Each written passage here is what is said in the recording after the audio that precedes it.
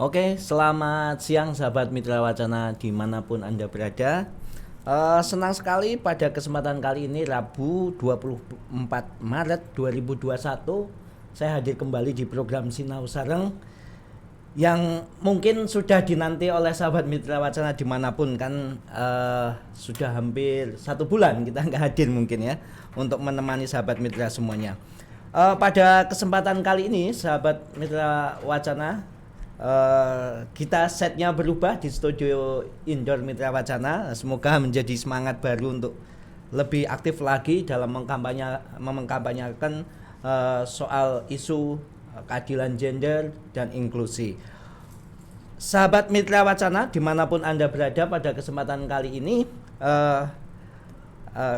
Rabu 24 Maret ini kita mengangkat sebuah tema yang ini sering terjadi di lingkungan, di tengah-tengah masyarakat kita, namun terkadang kita kurang perhatian, namun kita kurang respect terhadap kasus-kasus itu. Kita akan mengangkat sebuah tema tentang kekerasan berbasis gender di tengah pandemi. Nah, di kesempatan kali ini saya sudah ditemani seorang sekarang Dewan Pengurus ya, Dewan Pengurus Mitra Wacana, Bu Is. Halo Bu Is. Halo, selamat siang. Selamat siang Bu Is. Bagaimana kabarnya Bu Is? Baik, oke. Semoga juga sahabat Mitra di rumah baik-baik saja di tengah pandemi. Oke Bu Is, sekarang lagi sibuk apa saja ini sekarang? Ya, kita baru sibuk untuk menemani teman-teman Mitra. Oh ya. Yeah. Terus aktivitas lain selain di Mitra Wacana apa ini Bu Is kan? Selain di Mitra, saya juga di beberapa kelompok perempuan ya untuk pendampingan dan penguatan untuk ekonomi dan juga kekerasan terhadap perempuan. Wah, luar biasa. Berarti tepat sekali nih sharing kita, sinau kita hari ini mengangkat tema soal kekerasan berbasis gender di tengah pandemi. Oh ya Bu Is, dari beberapa tim Mitra Wacana mengumpulkan data soal kekerasan berbasis gender nih. Itu mulai periode COVID atau mungkin di tahun lalu sampai hari ini ada yang mencatat bahwa angka kekerasan terhadap perempuan atau kekerasan berbasis gender ini meningkat kurang lebih 63% nih. Terus ada juga yang mungkin laporan di Tempo itu meyakini bahwa sebenarnya angka-angka kekerasan berbasis gender ini pertama tidak menunjukkan fakta sebenarnya itu, atau mungkin bahasa sederhananya kayak fenomena gunung es, di mana yang tampak di permukaan itu data-data yang kita lihat, yang kita amati itu tidak visualkan kondisi sesungguhnya gitu. Itu satu. Yang kedua, bahwa berbicara soal angka kekerasan ini tidak hanya melulu pada persoalan angka, tetapi eksplanasi terhadap tindakan-tindakan pelaku ini mungkin lebih sadis kalau bisa dikatakan, atau lebih tidak masuk akal. Nah, yang pertama mungkin Bu Is bisa memberikan komentar terhadap faktor soal data yang meningkat, kemudian yang kedua sejauh mana sih pelaku-pelaku kekerasan ini sudah pada tindakan yang kita sebut tadi terlalu sadis atau berlebihan, atau ini sudah kurang ajar banget gitu. Ya, jadi kalau tadi dikatakan bahwa angka kekerasan itu meningkat atau satu sisi juga ada yang menurun. Nah, angka-angka itu sebenarnya tadi sudah disebutkan tidak menunjukkan fakta yang sebenarnya, karena berapa yang melaporkan kemudian dicatat dan menjadi data dengan fakta yang sebenarnya kan tidak menunjukkan gambaran yang tepat ya, karena banyak yang mengalami tapi tidak melaporkan. Nah, tetapi ada juga yang melihat bahwa meningkatnya angka kekerasan itu juga didorong oleh kesadaran. Jadi mungkin 10-20 tahun yang lalu banyak orang mengalami kekerasan tapi tidak melaporkan karena tidak adanya kesadaran, keberanian untuk melaporkan. Kalau sekarang kan dibanding mungkin 10 tahun yang lalu itu sudah ada kesadaran lebih juga sudah ada beberapa layanan-layanan untuk korban kekerasan. Nah, jadi kalau meningkat itu apakah menunjukkan kesadaran masyarakat ketika mengalami dan mau dan berani melaporkan, itu satu sisi. Tetapi ada juga tadi, walaupun data angka-angka itu ada, itu juga tidak menunjukkan, karena yang tidak melaporkan juga lebih banyak lagi bisa jadi. Jadi artinya atau bisa jadi justru bahwa ketika angka meningkat itu semakin baik gitu, atau program kesadarannya yang baik kesadarannya. Tapi bahwa ada kejadian itu tetap kita menjadi sebuah keprihatinan ya. Betul, tetapi kesadaran dan kemudian berani melaporkan itu hal yang positif, atau speak up ya. Ya, speak up. Oke. Nah, sebelum lebih jauh lagi, mungkin di luar sana sahabat mitra masih bertanya, apa nih yang menjadi kategori atau definisi nih dari kekerasan berbasis gender nih, atau kekerasan terhadap perempuan, apa saja sih jenis-jenisnya, bentuk-bentuknya. Terus mungkin masyarakat nanti bisa melihat, oh ini biasa nih terjadi di lingkungan kita, ini saya pernah melihatnya, atau mungkin sahabat mitra yang lain, oh kalau begitu itu saya pernah mengalaminya gitu. Kira-kira jadi secara umum kekerasan berbasis gender, atau kemudian disebut kekerasan terhadap perempuan, karena memang tadi secara fakta itu yang mengalami lebih banyak perempuan dan anak, sehingga kadang orang menyebut kekerasan berbasis gender itu sama juga kekerasan terhadap perempuan, walaupun tidak menutup kemungkinan ada laki-laki yang mengalami, tapi secara data itu perempuan dan anak yang lebih banyak yang mengalami. Nah, bentuknya itu secara garis besar itu sebenarnya kan kekerasan yang fisik ya. Fisik itu jelas ya, dipukul, diperkosa, atau yang kemudian mengalami cedera. Tetapi ada juga yang psikis ya, jadi emosional, jadi emosi ya, jadi artinya verbal, kekerasan verbal yang kemudian berdampak kepada psikis seseorang, dilecehkan, dicaci maki, atau bentuk-bentuk kekerasan yang tidak bersifat fisik tapi psikis ya, dampaknya ke emosi dan mental, atau kemudian depresi dan lain sebagainya. Kemudian ada kekerasan seksual ya, jadi itu arahnya kepada seksualitas ya, pemaksaan, kemudian juga ada juga perkosaan itu. Kalau perkosaan itu sudah macam-macam ya, tidak satu sisi ya, ada fisiknya kan, mungkin karena dipaksa secara fisik, kemudian seksual juga, kemudian psikis juga, karena kemudian dampaknya stres, depresi itu psikis. Jadi perkosaan itu 3 jenis sekaligus ya. Kemudian ada kekerasan ekonomi ya.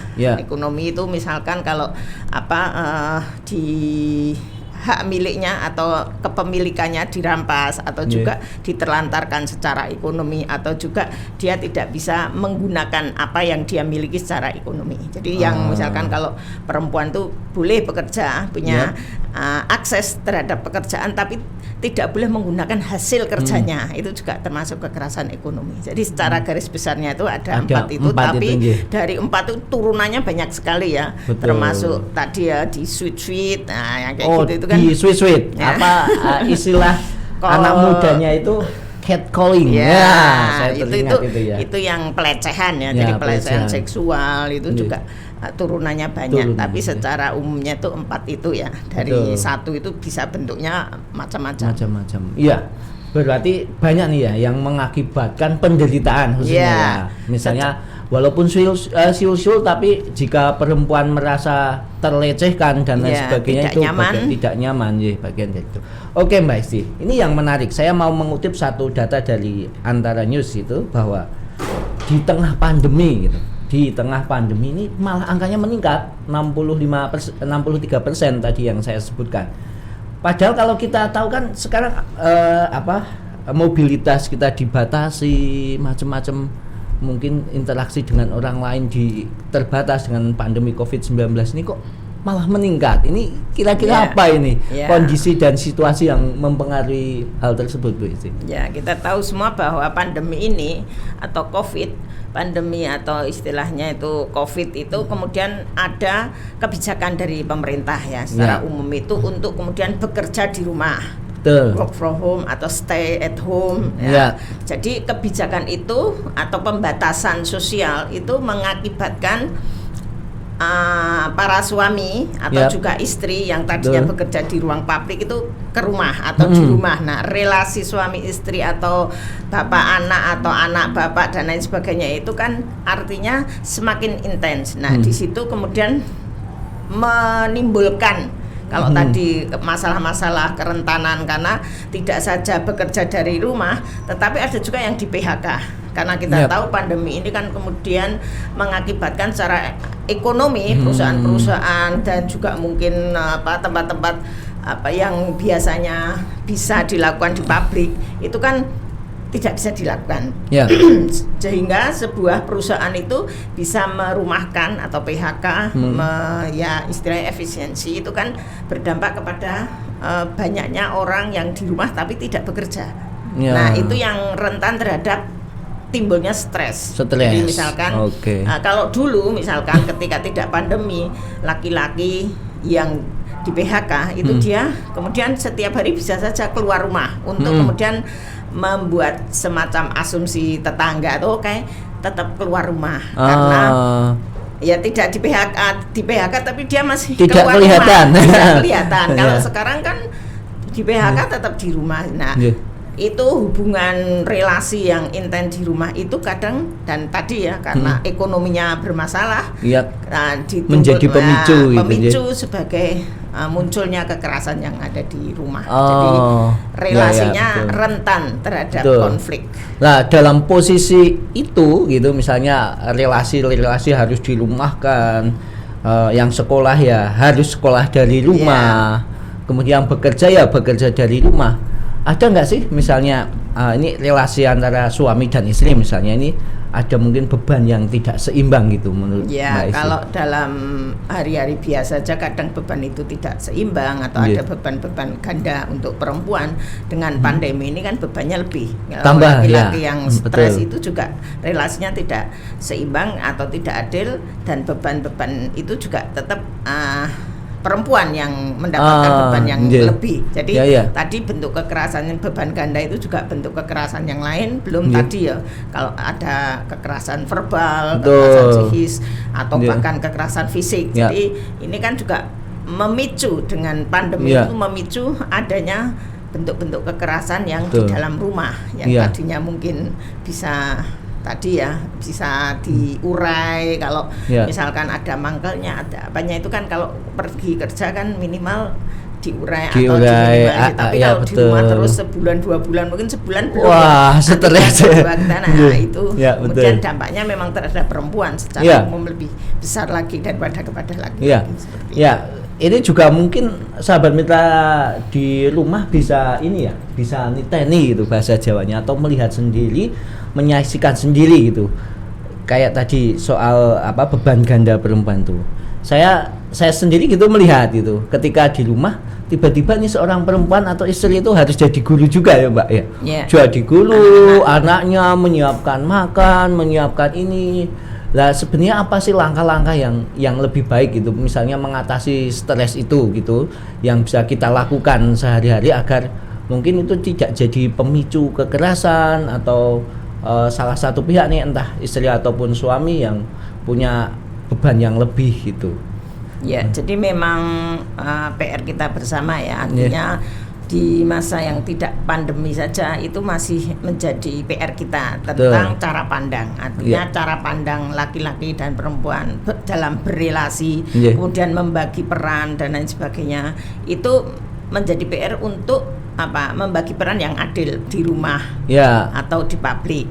Tapi kalau sekarang pandemi mungkin walaupun beberapa pekerjaan sudah bisa keluar ya, tetapi itu PR kita bersama untuk kemudian mengubah cara pandang tentang peran-peran perempuan baik di dalam maupun di luar rumah jadi domestik maupun publik itu sebenarnya kalau misalkan perempuan itu bekerja di rumah atau laki-laki kemudian juga mengerjakan pekerjaan rumah berbagi peran itu kan bisa salah satu untuk mengatasi.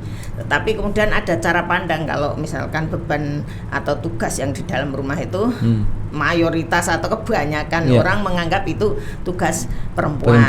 Misalkan anak perempuan, ibu perempuan atau yang perempuan-perempuan ini. Nah, itu untuk mengubah itu kemudian laki-laki mengambil peran itu kan tidak mudah. Tidak mudah. Ya.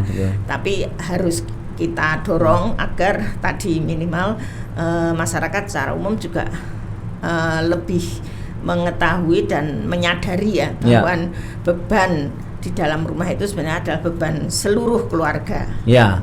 Jadi sebenarnya tidak ada pembedaan tugas itu kan. Ya tinggal bagaimana mengkomunikasikan. Bisa Bapak, jadi ya bertukar peran begitu ya. Oke.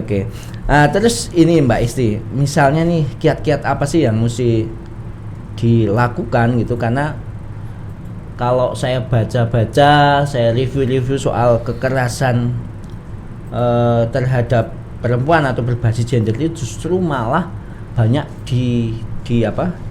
terjadi di lingkungan yang dekat dengan korbannya itu sendiri. Misalnya banyak kekerasan pelakunya adalah ayah atau suami atau paman gitu, masih di lingkungan itu sebenarnya menunjukkan apa sih gitu? Kok banyak ya pelaku kekerasan ini di lingkungan kita sendiri gitu? Ya, jadi itu ada dua sisi ya. Satu sisi dari orang dewasa, itu baik paman, orang tua atau orang-orang dewasa di sekitar. Kalau kekerasan terhadap anak ya itu tidak ada kesadaran.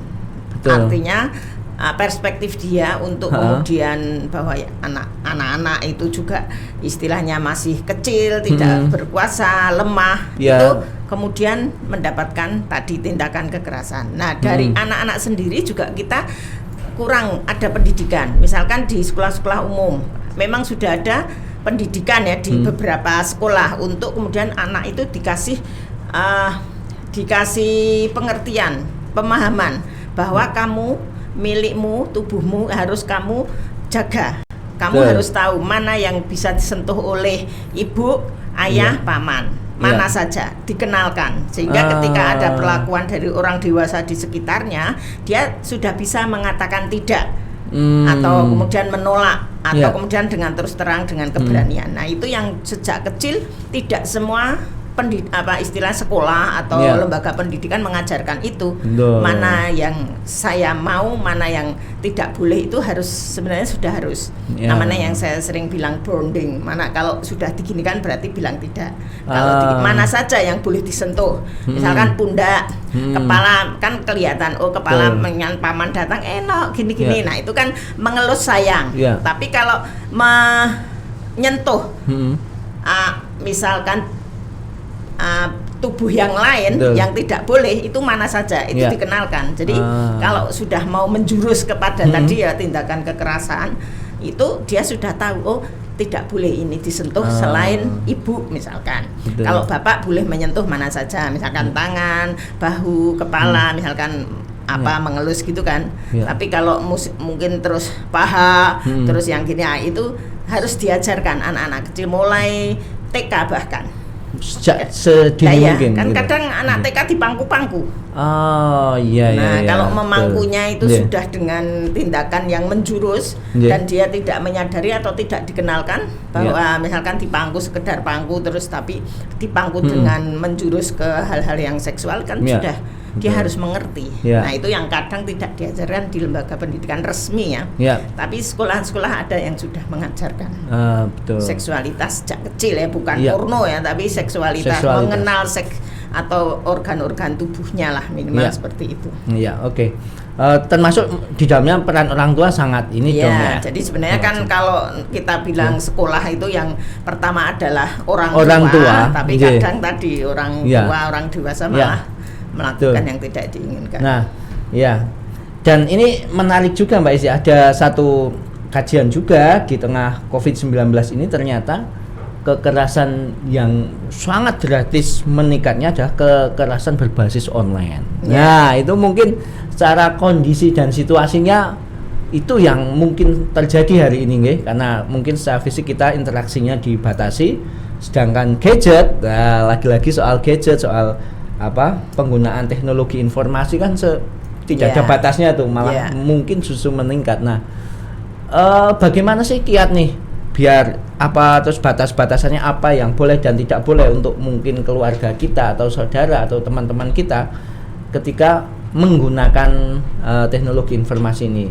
Kalau misalnya nih tiba-tiba ada teman yang minta foto atau minta apa, itu termasuk menurut saya pribadi mengirim foto yang tidak senonoh, itu bagian dari kekerasan tersebut atau bagaimana, Pak? Ya, jadi pertama mungkin akses ya. Jadi apa yang diakses di tadi gadget atau dengan menggunakan teknologi.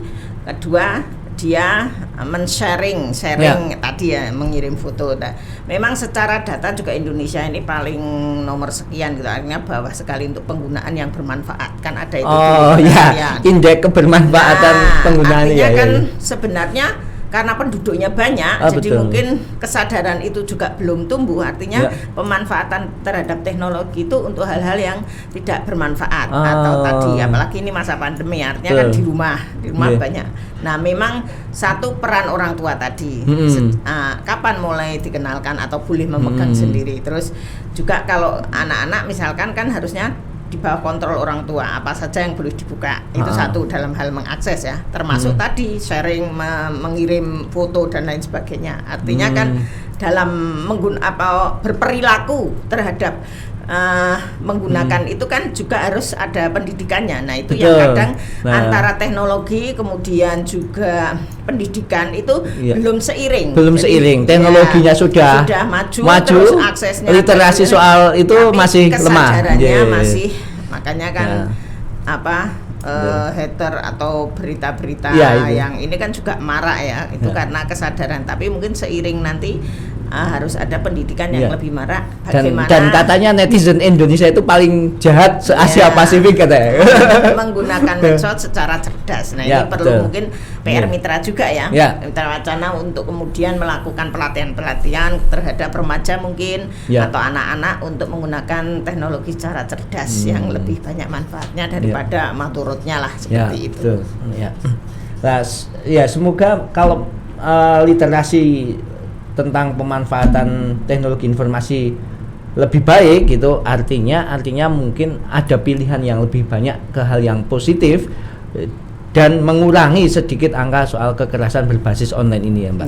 Kalau tadi anak-anak tapi kalau remaja mahasiswa ya tadi dia sudah berinteraksi, terus tadi misalkan mengirim kemudian dimanfaatkan atau dia kemudian dipaksa, kemudian diancam. Itu mungkin remaja dan mahasiswa sudah. Kalau anak-anak mungkin penggunaannya ya, tapi kalau remaja dan mahasiswa mungkin kan tadi kurang cerdas, kurang memilih, sehingga kadang dia kemudian dipaksa karena dia sudah mungkin. Dan belum lama ini, Mbak, di kekerasan berbasis online gitu, di itu saya nggak tahu ya ini masuk di kekerasan berbasis online atau apa. Di Mitra Wacana sendiri dapat laporan gitu, misalnya dia dapat kami itu dapat laporan dulu, dia volunteer di Mitra Wacana begitu, tidak tahu siapa sebenarnya yang pertama mengunggah, ternyata foto dan identitas nomor HP dia digunakan salah satu orang yang tidak dia kenal jadi prostitusi online gitu, semacam segitu. Jadi tiba-tiba akun media sosial dia ada akun media sosial atas nama dia gitu, terus foto-foto begitu, terus captionnya ditulisin misalnya prostitusi syariah misalnya begitu, hubungi nomor sekian. Itu apakah masuk juga di kekerasan berbasis online? Iya, karena kan itu artinya ada unsur tadi ya, membahayakan dirinya, membuat derita, tidak nyaman dan lain sebagainya. Cuman memang kita agak ini ya, misalkan nomor itu sebenarnya kan privat. Tapi kita gampang sekali toh.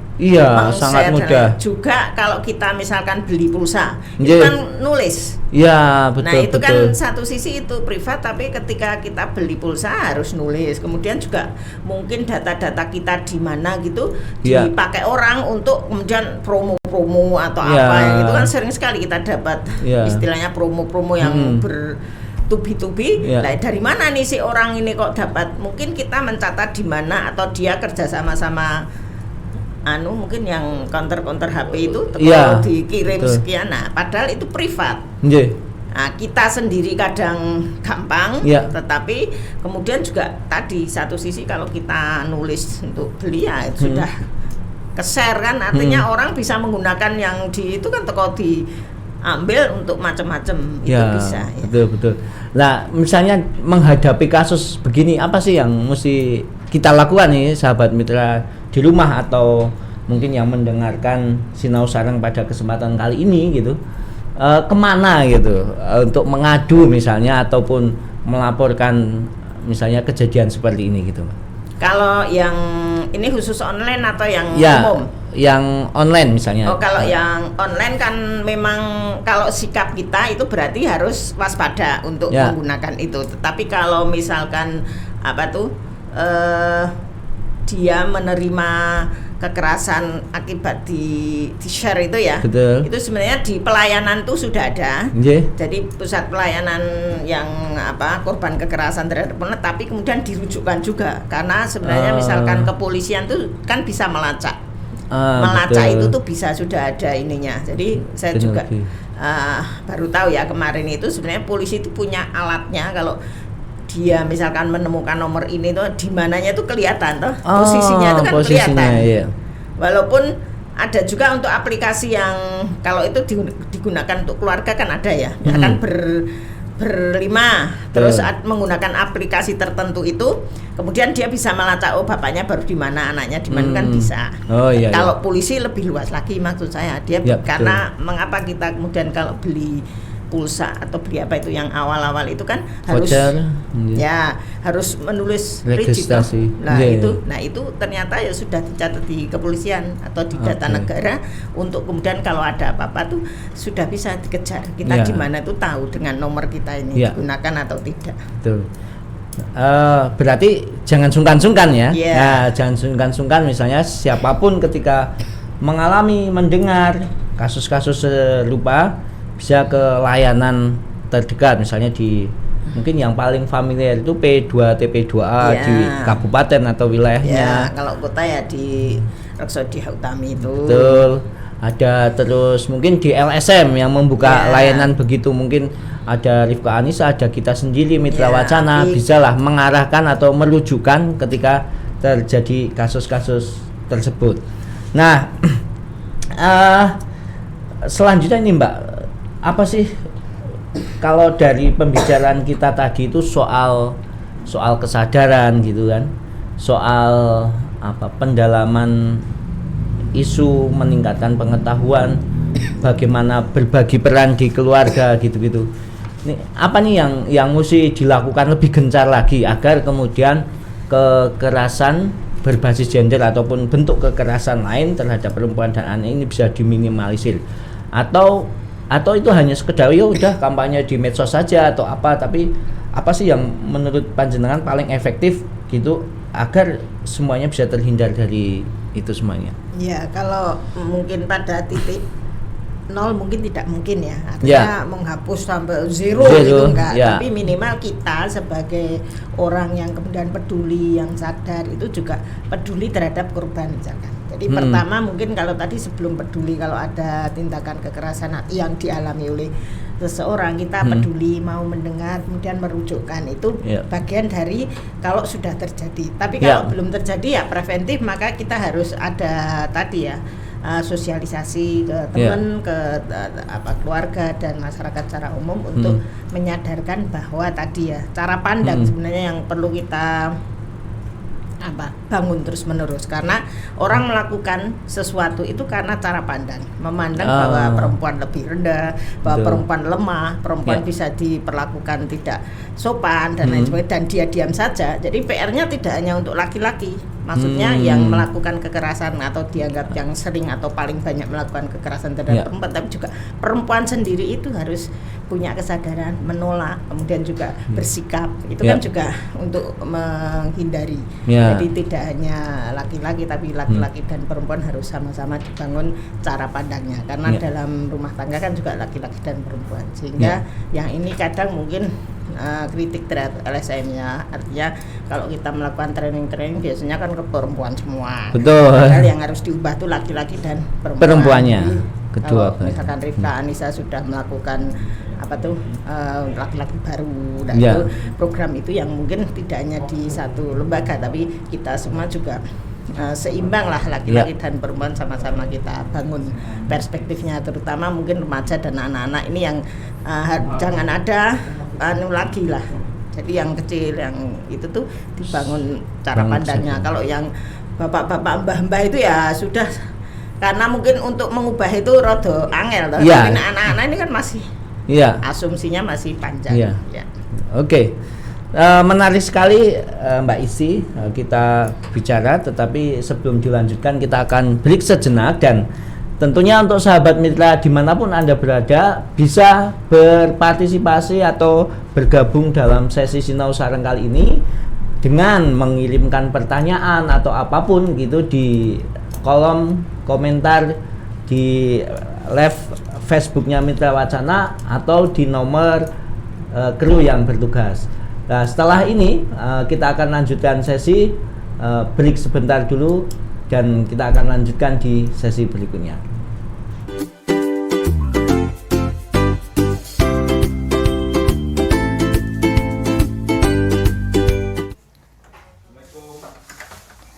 Waalaikumsalam.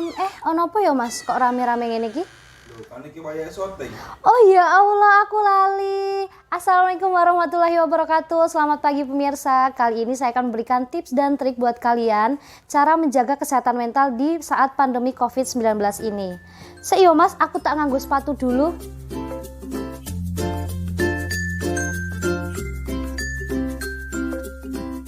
Teman-teman tahu nggak sih, menjaga kesehatan mental pada saat pandemi COVID-19 ini sangat penting loh.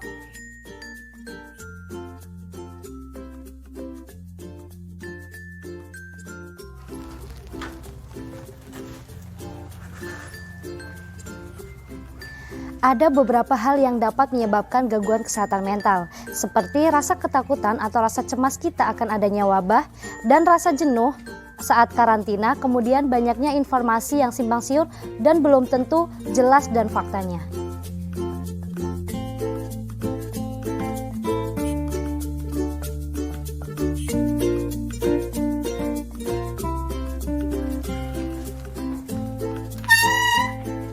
Gak jarang itu semua dapat mengganggu kecemasan serta mengganggu kesehatan fisik dan mental. Nah, apa aja sih langkah-langkah yang harus dilakukan untuk mengatasi kesehatan mental pada saat COVID-19 ini? Yuk ikutin terus!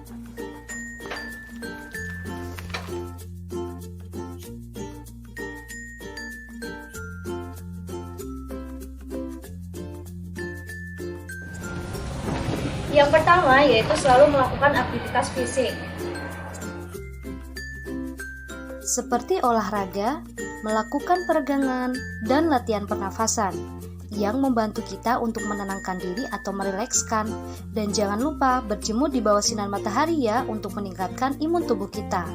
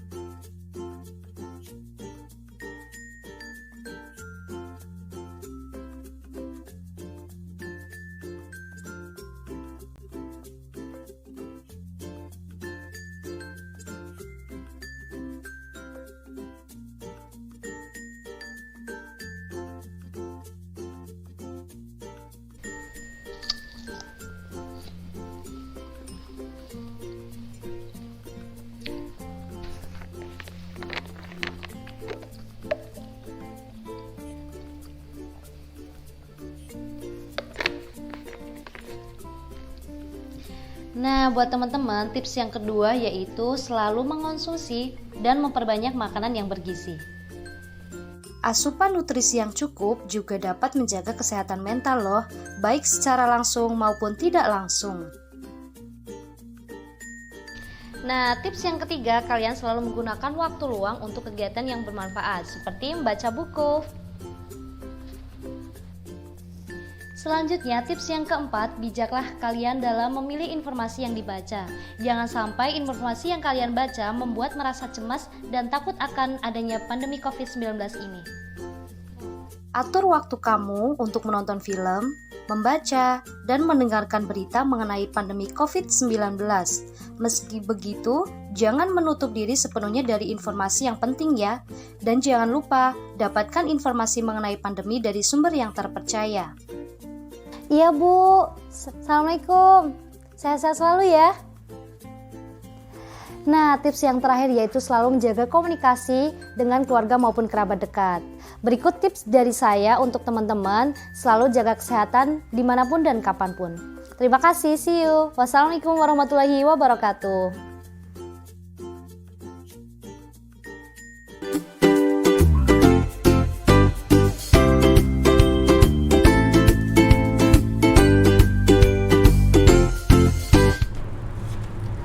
Oke, kembali lagi di Sinau Sareng sesi kedua. Nah, sebelum memulai nih Mbak Isti, memulai pembicaraan kita ini ada satu pertanyaan atau mungkin satu tanggapan dari Mbak Astuti yang ada di Ngowongan. Ya, Mbak Astuti ini mungkin mewakili sebagian besar perempuan. Yang pertama yaitu perempuan tuh takut melaporkan karena mungkin banyak faktor ya Mbak. Tetapi ini dia menyebutkan salah satu faktornya itu kurangnya atau alat bukti, pengetahuan soal alat bukti. Alat bukti apa yang kuat kemudian yang digunakan untuk melaporkan kasus-kasus seperti ini. Itu yang pertama Mbak.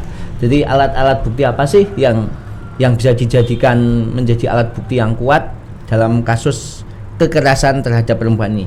Yang kedua, pasti ini semuanya bisa kita ataupun mungkin biasa terjadi misalnya ketika perempuan melaporkan kemudian tidak cukup alat bukti atau laporan itu ditolak, itu kayak menjadi beban ganda Mbak, beban ganda bagi perempuan. Yo stigmatisasi dan lain sebagainya pasti dia mendapatkan. Nah, kira-kira dampak apa lagi yang bisa diterima perempuan ketika sudah memberanikan diri untuk lapor tetapi karena kekuatan alat bukti lemah ditolak. Nah, itu dampaknya seperti apa?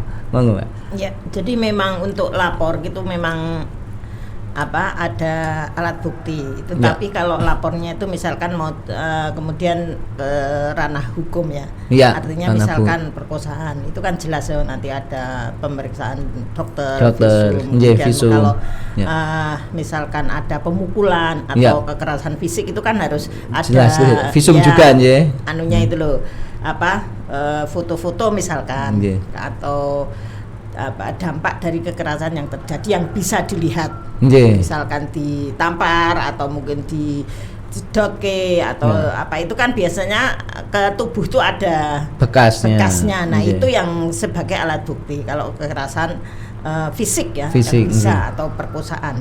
Tapi kalau kekerasan psikologis atau psikis itu memang agak sulit.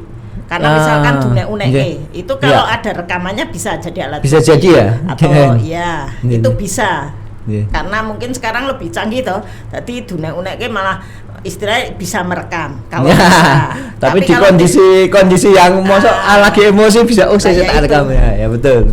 Makanya mengapa kemudian kekerasan itu baru dilaporkan setelah berkali-kali? Karena tadi kadang tidak ada alat bukti atau dia juga malu atau tidak berani. Jadi biasanya itu kekerasan yang dilaporkan adalah kekerasan yang sudah berkali-kali.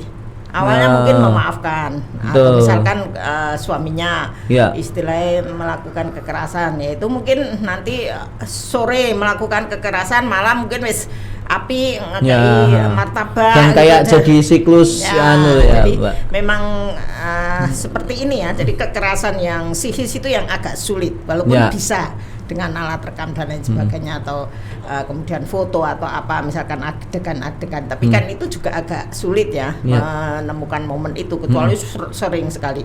Nah kalau yang fisik ya jelas ya dampak dari kekerasan fisik itu itu misalkan nanti diperiksa dokter dan lain sebagainya. Tetapi untuk menuju ke situ kan tadi agak orang itu untuk kemudian berani berbicara, kemudian dia mungkin mengadunya ke teman dulu atau ke orang tua atau kemana, itu kan ada proses yang kayak gitu. Nggak bisa setiap orang tidak kemudian aku wani itu lapor dewi, itu jarang sekali ya. Biasanya itu kekerasan terjadi kalau sudah berkali-kali sehingga dia wis istilah ini saatnya saya tidak mau diginikan lagi. Nah, sebaiknya memang kalau bisa orang yang sekitarnya kalau melihat ada kekerasan itu juga memberikan dukungan ya. Jadi kan kadang orang kalau tidak didukung juga untuk melangkah yang lebih lanjut juga nggak mau ya. Betul. Jadi dukungan itu bisa misalkan ada teman atau tetangga itu mau mendengar. Jadi nek diceritani didengarkan. Orang terus malah nasihati makanya kowe jangan itu bikin down. Jadi yang penting pertama mendengarkan, kemudian merespon dengan kalimat positif. Kamu sih gini malah disalahke. Jadi orang yang diadui itu jangan kemudian juga menyalahkan atau menjudge. Jadi yang penting mendengarkan, kemudian diidentifikasi kasusnya, kemudian dianalisa, kemudian diantar ke misalkan pusat-pusat layanan ya. Kan di sini banyak ya, bisa tadi ya P2 TPA atau juga Polsek itu bisa, kemudian puskesmas, ya, psikiater atau organisasi masyarakat ya. Tadi sudah teman dan layanan yang lain. Jadi intinya orang pertama yang ini tuh harus mendengarkan dan kemudian ada penanganan awal lah, diem-yemi, dikasih kalimat positif, itu bentuk dari dukungan ya. Tapi kalau secara jangka panjang, langkah-langkah tadi juga sudah ditanyakan ya, untuk menghindari itu ya panjang sekali ya, tadi untuk bangun cara pandang, pendidikan dan lain sebagainya itu toh. Kemudian juga dari korban untuk tidak kemudian dia mengalami lagi. Jadi kan bisa aja mengalami sekali, nanti 2 kali, 3 kali tidak. Nah itu harus dia membangun sikap ya, self defense. Jadi dia percaya diri untuk kemudian tidak menyalahkan perempuan yang menyek-menyek ya.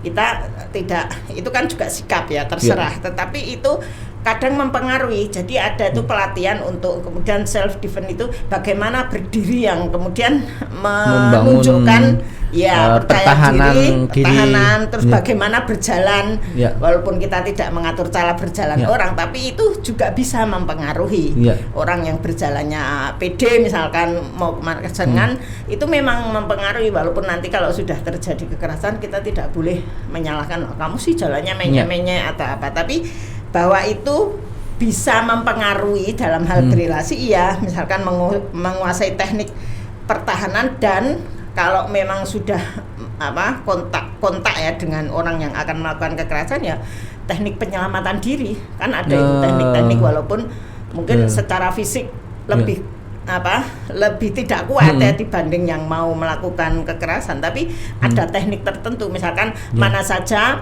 yang bisa melemahkan lawannya itu ada. Jadi orang pukul genti pukul enggak, tapi ada mungkin sasaran tubuh tertentu itu kalau yang vital itu bisa diserang dan untuk melakukan itu juga harus dipelajari secara umum. Oke, Mbak, saya sebenarnya tertarik mau memperdalam soal tadi alat bukti tapi di psikis gitu, Mbak.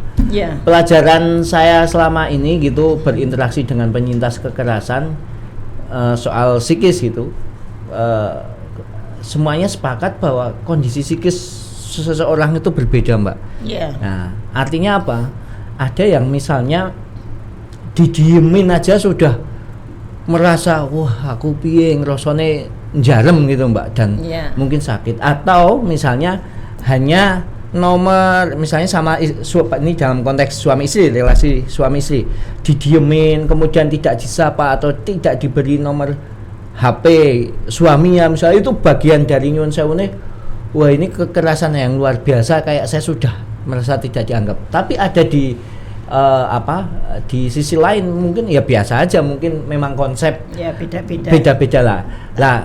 Apakah nih misalnya kondisi yang berbeda itu kan tadi mau dijadikan alat bukti ketika kemudian si penyintas ini ke psikolog gitu, terus dari surat ataupun hasil pemeriksaan bisa nggak sih itu dijadikan alat bukti, terlepas dari perilaku seperti apa yang yang dia terima, tetapi ini memang berdampak secara psikis bagi perempuan, itu kira-kira bisa enggak sih, Mbak? Iya bisa, karena kan setiap orang ukuran kenyamanan bahayanya itu beda-beda. Ya. Nah kan kalau kita pelajari itu siapa saya Ya. atau kemudian apa yang saya rasakan nyaman Ya. tidak nyaman, itu kan sendiri ukurannya. Ya. Kalau dia merasa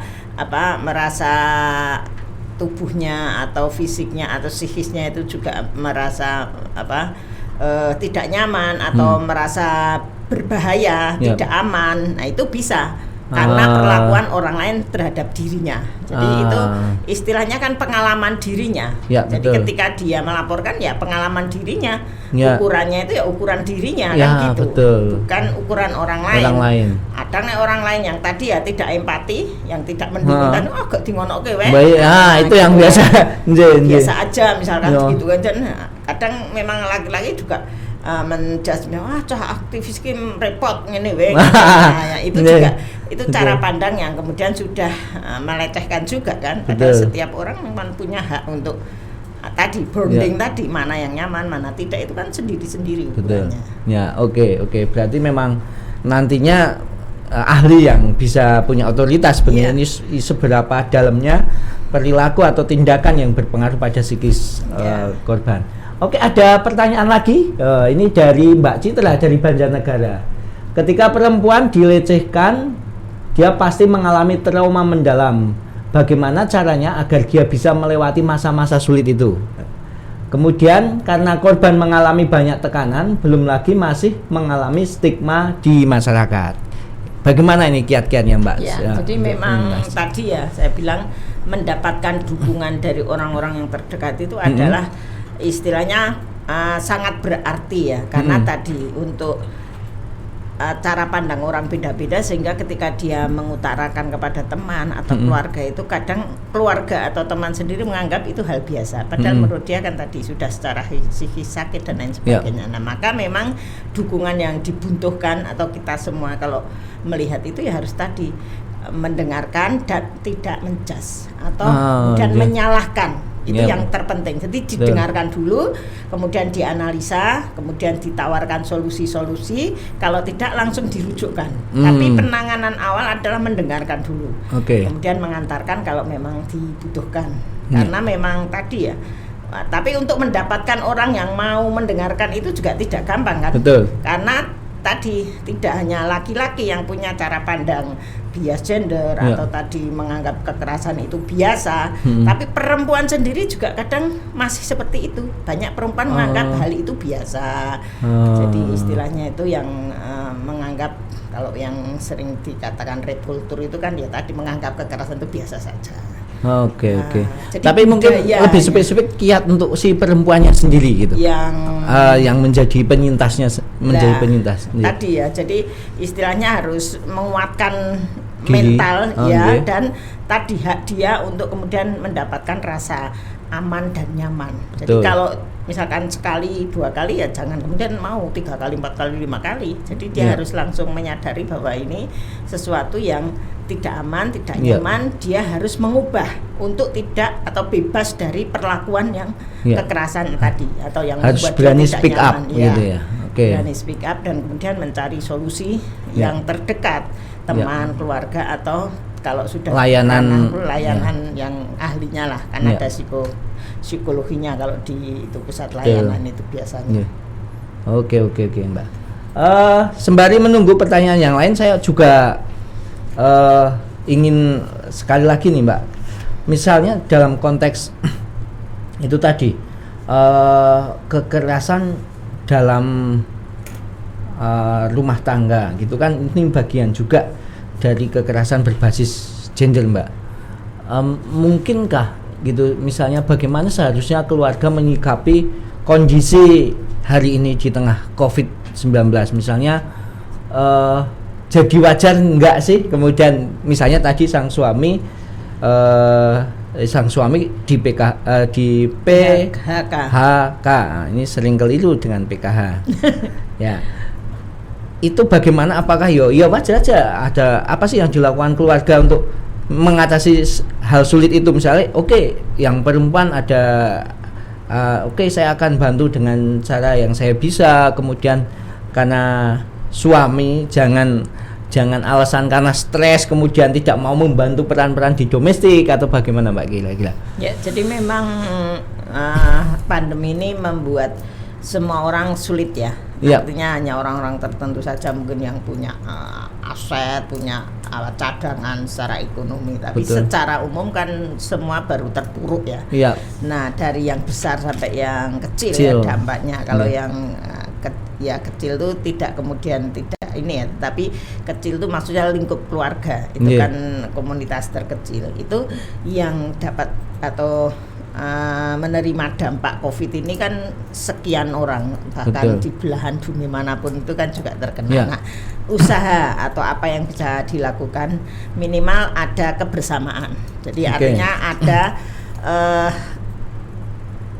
menerima. Jadi dengan damai menerima bahwa ini adalah kondisi situasi yang harus dihadapi. Semua orang mengalami. Nah, bagaimana cara menghadapi ini? Pertama, kemudian mungkin sikap hidup ya, gaya hidup, sikap hidup yang diubah. Kalau gaya hidup jelas ya, cara mengelola keuangan yang tadinya mungkin seperti A, sekarang harus beralih ke B, manajemen keuangannya. Jadi itu kan apa yang bisa dilakukan ya. Jadi kemudian mungkin dari gaya hidup ke sikap hidup ya, menghadapi setiap cobaan atau istilahnya ujian atau apapun namanya, itu orang kadang beda-beda ya mengistilahkan. Pasti ada cara-cara yang karena setiap orang tuh diberi semacam daya survival. Kita lihat misalkan pas gempa berapa ribu orang rumahnya hancur. Tapi kan 2-3 hari kalau di Bantul tuh ada orang yang masih kemudian jual tempe. Yang tadinya jual tempe ya tetap walaupun rumahnya hancur, tetap dia mau jual tempe di kota maksudnya. Dengan nah, itu kan daya survivalnya. Jadi orang tuh mungkin kaget ya 1-2 hari. Tapi ada juga kagetnya seminggu, ada kagetnya sebulan. Kita ini pandemi kan sudah 1 tahun. 1 tahun. Artinya setiap orang tuh diberi daya survival. Nggak mungkin lo nangis sepanjang tahun. Nah, pasti dia juga diberi daya kreativitas, mengelola, itu setiap orang ada. Makanya kita harus mengembangkan meningkatkan daya kita berkreativitas, berusaha, dan lain sebagainya. Ada celah-celah kan kalau. Nah, kemudian tadi kalau dalam hal ekonomi ya, kalau dalam hal mengelola relasi kan memang mungkin tidak hanya pandemi saja tapi setelah pandemi juga itu memang PR untuk kebersamaan di dalam keluarga dalam masa sulit itu, bagaimana saling membantu, membagi peran, dan saling berbagi berat susah itu kan dipikul bareng. Kalau ada senangnya bareng. Nah, itu membangun kebersamaan di keluarga itu yang mungkin perlu ditingkatkan terus, karena setiap orang sebenarnya punya daya survival itu. Cuman seberapa jauh dia menggunakan, kemudian kreativitasnya tumbuh sejauh mana. Karena mungkin setahun ini sudah cukup lah untuk orang kemudian uteknya itu berefleksi.